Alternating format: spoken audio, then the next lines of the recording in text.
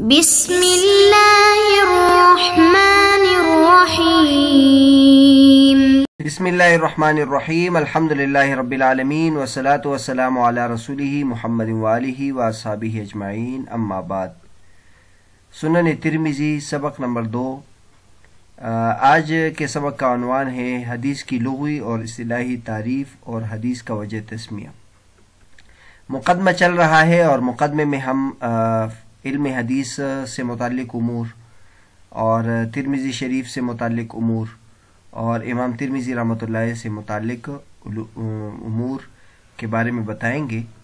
تو آج کے سبق میں ہم علم حدیث کی لغوی تعریف، حدیث کی لغوی تعریف اور اصطلاحی تعریف اور حدیث کا جو وجہ تسمیہ ہے اس کے بارے میں بات کریں گے۔ تو سب سے پہلے حدیث کا لغوی معنی کیا ہے؟ تو حدیث جو ہے یہ اس کے بارے میں کہا جاتا ہے کہ یہ قدیم کی ضد ہے۔ حدیث بمعنی جدید اور قدیم بمعنی پرانا، تو یہ اس کا لغوی معنی ہے۔ لیکن حدیث خبر کو بھی کہتے ہیں، بات کو بھی کہتے ہیں، کلام کو بھی کہتے ہیں۔ تو حدیث جدید کے معنی میں بھی ہے اور حدیث خبر کے معنی بھی ہے۔ چنانچہ لغت کی مشہور کتاب الصحاح للجوہری، اس میں یہ بات لکھی ہے: الحدیث نقیض القدیم والحدیث الخبر یاتی علی القلیل والکثیر ویجمع علی حدیث علی غیر قیاس۔ حدیث قدیم کی ضد ہے اور حدیث خبر کو کہتے ہیں، اور قلیل اور کثیر سب کے لیے حدیث کا لفظ استعمال ہوتا ہے۔ البتہ اس کی جمع احادیث آتی ہے، لیکن یہ خلاف قیاس ہے۔ اور حدیث کی اصطلاحی تعریف کیا ہے؟ تو حدیث کی اصطلاحی تعریف کے بارے میں یہ بات ذہن میں رہے کہ ایک حدیث کی تعریف اصولیین کرتے ہیں اور ایک حدیث کی تعریف محدثین کرتے ہیں۔ تو دونوں میں بنیادی طور پر کوئی فرق تو ہے نہیں، لیکن چونکہ دونوں کا کام مختلف ہوتا ہے، اس لیے ان حضرات کے نزدیک تعریف میں اختلاف آ گیا ہے۔ اصولیین سے مراد وہ ہوتے ہیں جو اصول فقہ والے ہوتے ہیں، جو حدیث سے مسائل مستنبط کرتے ہیں۔ ان کے پیش نظر حدیث سے مسائل کا استنباط ہوتا ہے، اس لیے وہ حدیث کی تعریف جب کرتے ہیں تو یہ کرتے ہیں، مختصراً یہ کہہ دیتے ہیں حدیث وہ ہے جو نبی کریم صلی اللہ علیہ وسلم کے اقوال، افعال اور تقریرات پر مشتمل ہوں، یہ تعریف کر دیتے ہیں۔ ما اضیف الی النبی صلی اللہ علیہ وسلم من قول او فعل او تقریر، یعنی ان تینوں پر اکتفا کر دیتے ہیں، اور کبھی کبھی ان دونوں کو بھی مختصر کر کے یہ کہتے ہیں اقوال النبی صلی اللہ علیہ وسلم و افعالہ۔ تو یہ اصولین کے نزدیک ہے۔ اور جب محدثین کو ہم دیکھ لیں تو محدثین اس میں اضافہ کرتے ہیں، اور وہ حضور صلی اللہ علیہ وسلم کے اقوال، افعال، احوال سب، چاہے وہ قول ہو، فعل ہو، تقریر ہو یا صفت ہو، خلقی صفت ہو یا خلقی صفت ہو، شمائل سے متعلق امور ہو، یہ بھی محدثین حدیث میں شمار کرتے ہیں۔ اور اس کی وجہ بھی بنیادی یہی ہے کہ اصولیین چونکہ ان کے پیش نظر نبی کریم صلی اللہ علیہ وسلم کے افعال اور اقوال سے استدلال ہوتا ہے، استنباط ہوتا ہے، تو استنباط میں نبی کریم صلی اللہ علیہ وسلم کے اقوال اور افعال اور تقریرات سے استنباط کیا جاتا ہے۔ جہاں تک حضور صلی اللہ علیہ وسلم کے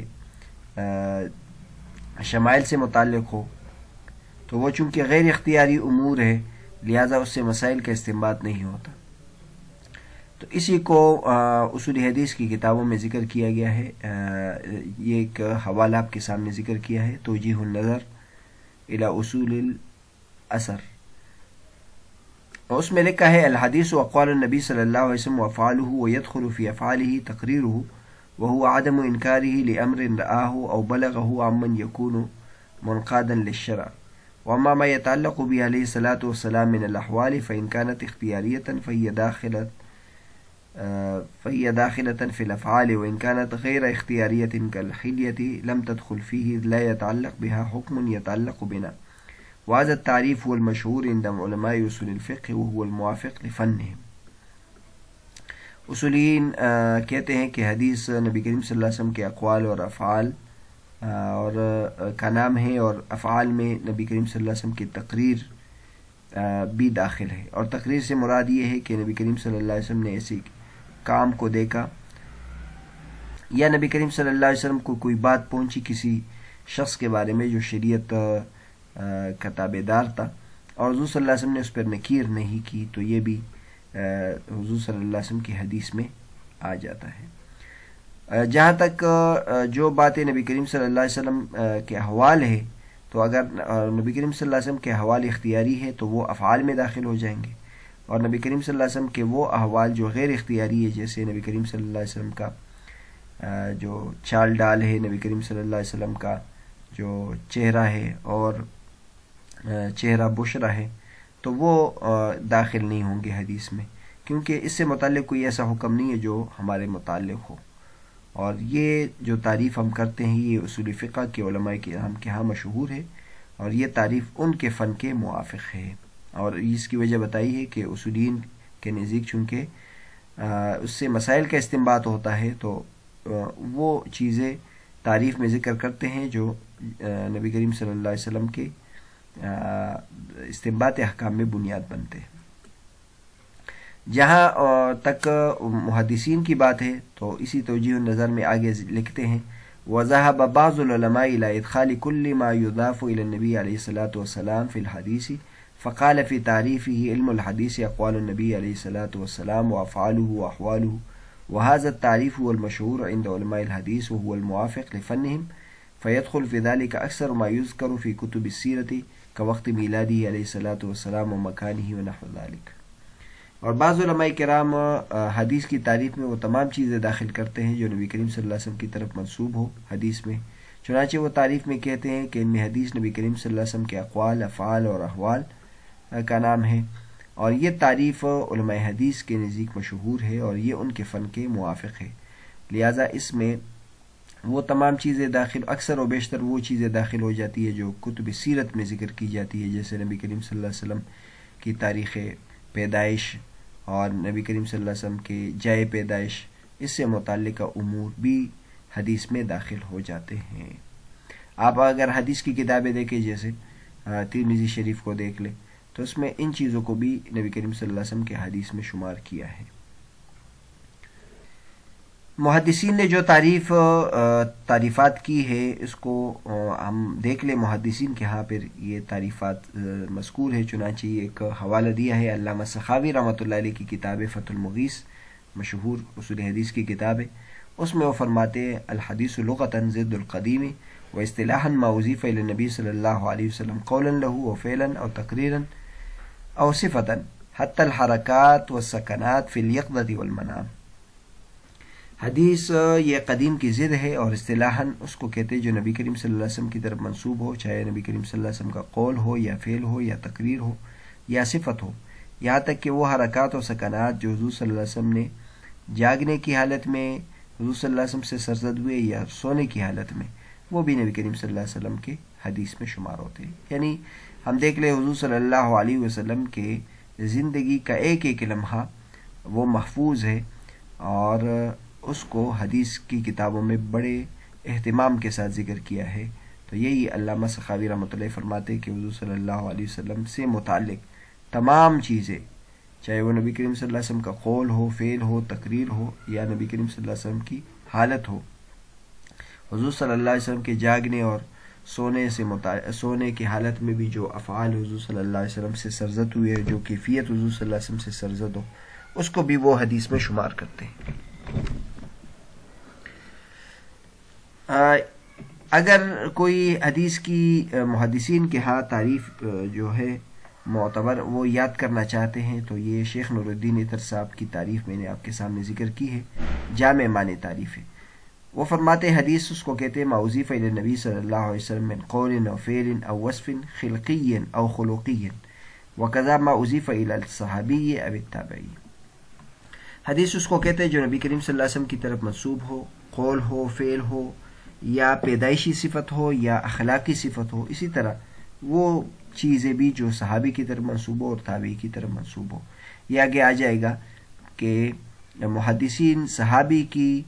سے متعلق احادیث، قول فعل عمل تقریر وغیرہ، اور تابعی کے قول فعل عمل تقریر فتویٰ وغیرہ، اس کو بھی حدیث میں شمار کرتے ہیں، اور کتب حدیث میں نبی کریم صلی اللہ علیہ وسلم، صحابی اور تابعی کے اقوال، افعال، تقریرات وغیرہ کو بھی ذکر کیا جاتا ہے۔ پھر آگے جا کے اس میں فرق کرتے ہیں، اور وہ اس طرح کے جو نبی کریم صلی اللہ علیہ وسلم کا قول فعل عمل تقریر ہو تو اس کو مرفوع کہتے ہیں، اور جو صحابی کا قول فعل عمل تقریر اس کو موقوف کہتے ہیں، اور جو تابعی کا قول فعل عمل تقریر ہو اس کو موقوف کہتے ہیں۔ حدیث کی تعریف کے بعد حدیث کا لغوی معنی اور حدیث کا جو اصطلاحی معنی ہے وہ بیان کرنے کے بعد آگے ہم حدیث کا وجہ تسمیہ ذکر کرتے ہیں کہ حدیث کا وجہ تسمیہ کیا ہے۔ تو حدیث کے وجہ تسمیہ میں یہاں 3 اقوال ذکر کیے ہیں، یہ مفتی محمد تقی عثمانی صاحب نے درس ترمذی میں ذکر کیا ہے، ہر ایک پر انہوں نے تبصرہ بھی کیا ہے۔ پہلا قول یہ ہے کہ حدیث کو حدیث اس وجہ سے کہتے ہیں کہ حدیث قدیم کی ضد ہے، حدیث قدیم کی ضد ہے، قدیم پرانی چیز کو قدیم کہتے ہیں اور جدید چیز کو حدیث کہتے ہیں۔ تو یہ کہتے ہیں کہ اس وجہ سے حدیث کو حدیث کہتے ہیں کہ یہ قدیم کے مقابلے میں ہے، کیونکہ اللہ تبارک و تعالیٰ نے تشریع کے لیے اور شریعت کے لیے قرآن مجید کو نازل کیا، اور قرآن مجید کے بارے میں علماء کرام یہ کہتے کہ وہ قدیم ہے، چونکہ وہ اللہ کی صفت ہے اور وہ قدیم ہے۔ تو اس کے مقابلے میں جو نبی کریم صلی اللہ علیہ وسلم کی باتیں ہیں وہ حدیث ہے، تو چونکہ وہ قرآن مجید کے مقابلے میں تھی اور قرآن مجید قدیم ہے، تو لہٰذا یہ اس کے مقابلے میں آنے کی وجہ سے اس کو حدیث کہا گیا ہے۔ یعنی اس قول کو اگر لیا جائے تو ان کے پیش نظر یہ ہوگا کہ حضور صلی اللہ علیہ وسلم کی حدیث کے لیے حدیث کا اطلاق اس وجہ سے ہونے لگا کیونکہ یہ قرآن مجید کے مقابلے میں تھا، اور قرآن مجید چونکہ قدیم ہے لہٰذا اس کے لیے حدیث کا لفظ استعمال ہونے لگا۔ تو لیکن یہ بات بعید معلوم ہوتی ہے، اور اس کی وجہ یہ ہے کہ جو قرآن مجید کے لیے قدیم کا لفظ استعمال ہونا اور حدیث کے لیے اس کے مقابلے میں حدیث کا لفظ استعمال ہونا یہ بعد کی اصطلاحات ہیں۔ تو نبی کریم صلی اللہ علیہ وسلم کے زمانے میں اس کے لیے حدیث کا لفظ استعمال اس معنی میں ہونا یہ بعید معلوم ہوتا ہے۔ دوسرا جو وجہ تسمیہ ہے وہ یہ ہے کہ علامہ شبیر احمد عثمانی رحمۃ اللہ علیہ نے مقدمہ فتح الملہم میں انہوں نے یہ توجیہ اختیار کی ہے کہ یہ جو حدیث کا لفظ ہے یہ قرآن مجید کی اس آیت سے ماخوذ ہے، اما بنعمت ربک فحدث، یعنی اس کا مطلب یہ ہو جائے گا کہ آپ اپنے رب کی نعمت کو بیان کریں، تو یہ تحدیث نعمت سے ماخوذ ہوگا۔ سورہ ضحیٰ کو ہم دیکھ لیں، والضحیٰ واللیل اذا سجی ما ودعک ربک وما قلی وللآخرۃ خیر لک من الاولی ولسوف یعطیک ربک فترضی ألم يجدك يتيما فآوى ووجدك ضالا فهدى ووجدك عائلا فأغنى فأما اليتيم فلا تقهر وأما السائل فلا تنهر وأما بنعمة ربك فحدث۔ تو یہ اس سے ماخوذ ہے، یعنی اس سے پہلے اللہ تبارک و تعالی نبی کریم صلی اللہ علیہ وسلم کو پر اپنی نعمتوں کا اظہار کیا ہے کہ میں نے آپ کے اوپر یہ احسانات کیے ہیں، اور پھر ہر احسان کے مقابلے میں اللہ تبارک و تعالیٰ نے مطالبہ کیا ہے۔ تو چنانچہ اللہ تبارک و تعالیٰ فرماتے الم یجدک یتیما فآوی، میں نے تمہیں یتیم نہیں پایا پھر تمہیں ٹھکانہ دیا، تو اس پر اللہ تبارک و تعالیٰ کا مطالبہ یہ ہے کہ اما الیتیم فلا تقہر، کہ آپ یتیم پر غصہ نہ کریں، اور ووجدک عائلا فاغنی، اور اللہ تبارک و تعالیٰ نے آپ کو عیال والا پایا اور اللہ تبارک و تعالیٰ نے تمہیں مالدار بنایا، تو لہٰذا اللہ تبارک و تعالیٰ کا مطالبہ آگے یہ ہے کہ واما السائل فلا تنہر، لہٰذا مانگنے والے کو آپ مت جھڑکو۔ اور تیسری جو چیز ہے وجدک ضالا فہدی، اللہ تبارک و تعالیٰ نے آپ کو بغیر شریعت کے پایا، آپ کو شریعت کی ہدایت کی، لہٰذا اس کے مقابلے میں اللہ تبارک و تعالیٰ فرماتے کہ اب اس شریعت لوگوں کو بیان بھی کرو، اما بنعمت ربک فحدث، تو یہ فحدث سے یہ حدیث ماخوذ ہے. اللہ تبارک و تعالیٰ نے کہا ہے کہ اس کی تحدیث نعمت بھی کرو، اس نعمت کو اب لوگوں کے سامنے ذکر بھی کرو. تو اس لیے اس حدیث کو حدیث بعد میں لکھا جانے لگا اور کہا جانے لگا. لیکن اس کے بارے میں مفتی تقی عثمانی صاحب فرماتے کہ یہ جو وجہ ہے یہ نقطے کی ہو سکتی ہے، لیکن یہ براہ راست وجہ نہیں ہو سکتی ہے حدیث کے وجہ تسمیہ کے لیے. تو تیسرا جو قول ہے وہ مفتی تقی عثمانی صاحب نے خود اختیار کیا ہے، وہ یہ ہے کہ یہ استعارۃ العام للخاص کے قبیل سے ہے. یعنی دراصل حدیث جو ہے وہ ہر کسی کے قول کو، ہر کسی کی بات کو کہا جا سکتا تھا لغوی اعتبار سے، جیسے کہ پہلے بھی ہم نے بیان کیا کہ لغت میں کلام کو کہتے ہیں، لغت میں خبر کو کہتے ہیں. تو کسی بھی انسان کی بات کو حدیث کا لفظ کہا جا سکتا تھا. جیسے اب بھی حدیث کا جو لفظ ہے وہ ضروری نہیں کہ نبی کریم صلی اللہ علیہ وسلم کے قول، فعل، عمل، تقریر وغیرہ کے لیے استعمال ہو، بلکہ دوسرے کے اقوال کے لیے بھی حدیث کا لفظ استعمال ہو سکتا ہے. لیکن یہ نبی کریم صلی اللہ علیہ وسلم کے ساتھ قدر خاص ہو گیا ہے. حضور صلی اللہ علیہ وسلم تو عام لفظ تھا اور اس کو خاص کے لیے ہم نے مستعار لے لیا. اور پھر وہ فرماتے ہیں کہ اس کے لیے جو ماخذ ہے وہ خود نبی کریم صلی اللہ علیہ وسلم کے ارشادات ہیں. کئی ارشادات میں نبی کریم صلی اللہ علیہ وسلم نے خود اپنی بات کے لیے حدیث کا لفظ استعمال کیا ہے. چنانچہ چند حدیث یہاں ذکر کیے جاتے ہیں جس میں نبی کریم صلی اللہ علیہ وسلم نے خود اپنے لیے حدیث کا لفظ استعمال کیا ہے. چنانچہ مسلم شریف کی حدیث ہے حدثوا عنی ولا حرج، مجھ سے حدیث بیان کرو اور اس میں کوئی حرج نہیں. اسی طرح ایک اور حدیث ہے اللہم ارحم خلفائی قلنا یا رسول اللہ ومن هم خلفاؤک قال الذین یاتون من بعدی یروون احادیثی ویعلمون الناس. حضور صلی اللہ علیہ وسلم نے فرمایا کہ اے اللہ میرے خلفاء پر رحم فرما. ہم نے عرض کیا یا رسول اللہ آپ کے خلیفہ کون ہیں؟ حضور صلی اللہ علیہ وسلم نے فرمایا جو میرے بعد آئیں گے اور میری حدیث کو روایت کریں گے اور لوگوں کو سکھائیں گے. تو یہ حدیث اگرچہ اس پہ کلام ہوا ہے لیکن قاضی ایاز نے العلماء میں اس حدیث کا دفاع کیا ہے. تو بہرحال اس حدیث میں بھی یروون احادیثی کے لوگ میرے حدیث کو روایت کریں گے، یہ ایک حدیث ہے. اس طرح ایک اور مشہور حدیث ہے من حفظ علی امتی 40 حدیثا بعث یوم القیامت فقیہا. حضور صلی اللہ علیہ وسلم فرماتے کہ جو میری امت پر 40 حدیث یاد کرے قیامت کے دن وہ فقیہ کی حالت میں اٹھے گا. تو اس حدیث میں بھی 40 حدیثاً کا لفظ آیا ہے اور اسی وجہ سے اکثر محدثین نے 40 حدیث پر حدیث کی کتابیں لکھی ہیں، 40 احادیث پر حدیث کی کتابیں لکھی. اس حدیث کے سند پر بھی بہت زیادہ کلام ہے. چنانچہ یہ مقاصد الحسنہ میں علامہ سخاوی رحمۃ اللہ علیہ نے اس پر مختصر سا کلام کیا ہے. وہ کہتے ہیں یہ حدیث ابو نعیم نے حلیۃ الاولیاء میں ذکر کی ابن مسعود رضی اللہ تعالیٰ عنہ سے اور ابن عباس رضی اللہ تعالیٰ عنہ سے. اور اس باب میں حضرت انس، حضرت علی، حضرت معاذ، حضرت ابو ہریرہ اور دیگر صحابہ کرام سے بھی حدیث منقول ہے اور یہ تمام حدیث ابن الجوزی نے العلل المتناہیہ میں ذکر کی ہے. علامہ نووی رحمۃ اللہ فرماتے کہ اس حدیث کے تمام طرق ضعیف ہیں اور یہ ثابت نہیں ہے. اور علامہ سخاوی رحمۃ اللہ فرماتے کہ میرے شیخ یعنی حافظ ابن حجر رحمۃ اللہ فرماتے کہ میں نے اس کے طرق کو ایک خاص جز میں جمع کیا ہے اور اس میں کوئی ایسا طریق نہیں ہے جو علت سے اور ضعف سے محفوظ ہو. اور امام احمد رحمۃ اللہ علیہ فرماتے ہیں اور ان کی یہ بات علامہ بہقی رحمۃ اللہ علیہ نے شعب الایمان میں ذکر کی ہے ابو درداء رضی اللہ عنہ کی حدیث کے بعد. وہ کہتے ہیں ھذا متن مشہور، متن مشہور ہے لیکن اس کی کوئی صحیح سند نہیں ہے. تو بہرحال ایسی ایک یہ جو حدیث ہے اس میں بھی حدیث کا لفظ استعمال ہوا ہے اور حدیث اس درجے کی ہے کہ مجموعی طرق سے حسن درجے کی ہو سکتی ہے. اسی طرح اور احادیث میں بھی حضور صلی اللہ علیہ وسلم کی حدیث کے لیے حدیث کا لفظ استعمال ہوا ہے، جیسے من حدث عنی بحدیث یرا انہ کذب فہو احد الکاذبین. یہ مسند احمد میں ہے کہ جو مجھ سے حدیث بیان کرے اور اس کو یقین ہو کہ یہ جھوٹی ہے تو وہ بھی جھوٹوں میں شمار ہو جائے گا. اسی طرح